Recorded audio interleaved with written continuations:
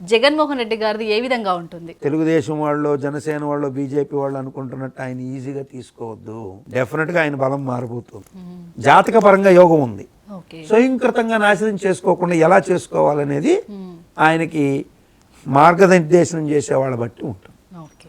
So ఇప్పుడు ఆ పార్టీలోంచి ఒక్కొక్కరు బయటకు వచ్చి ఆయనకి వ్యతిరేకంగా మారకముందే, ఎలక్షన్ ముందైనా ఇప్పుడైనా ఒక్కొక్కరు ఇప్పుడు విజయసాయిరెడ్డి గారు వెళ్ళిపోయారు, అంతకుముందు ఎవరో వెళ్ళిపోయారు, వేమిరెడ్డి ప్రభాకర్ రెడ్డి గారు వెళ్ళిపోయారు, ఆ తర్వాత ఇంకొకరు వెళ్ళిపోయారు.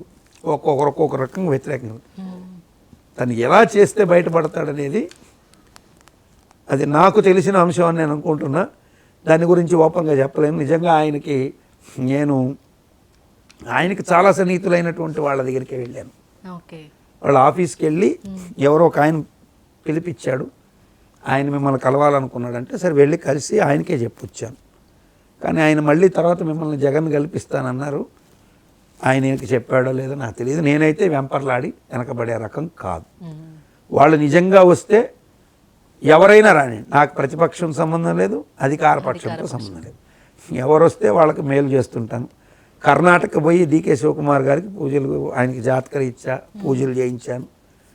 కాంగ్రెస్ అధికారంలోకి వస్తుంది కానీ ముఖ్యమంత్రి అవ్వడం కష్టం అని చెప్పి వచ్చాను. 25లో ఛాన్స్ ఉంది, చేసుకోవాలన్నాను.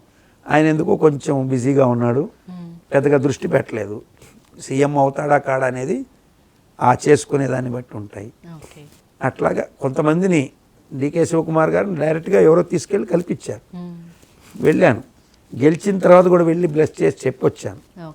వాళ్ళ బుద్ధిని బట్టి ఉంటుంది మనం ఏం చేయగలం. నేను ఎవరి చేత బలవంతంగా ఏమీ చేయలేను. వాళ్ళకి ఇష్టమైతే చేసుకుంటారు. జగన్మోహన్ రెడ్డి గారి జాతక బలం అయితే మారుతుంది, కానీ నిర్ణయాలు ఆ వాక్ స్థానాధిపతి శని అయ్యి పౌరుష స్థానంలో ఉన్నాడు. పౌరుషం కాదు ఇప్పుడు కావాల్సింది రాజకీయంలో, ఆలోచన కావాలి. ఆ ఆలోచనని జగన్మోహన్ రెడ్డి గారు వాడతాడని అనుకుంటాం. వాడి మంచి భవిష్యత్తుని సాధించాలని కోరుకుందాం.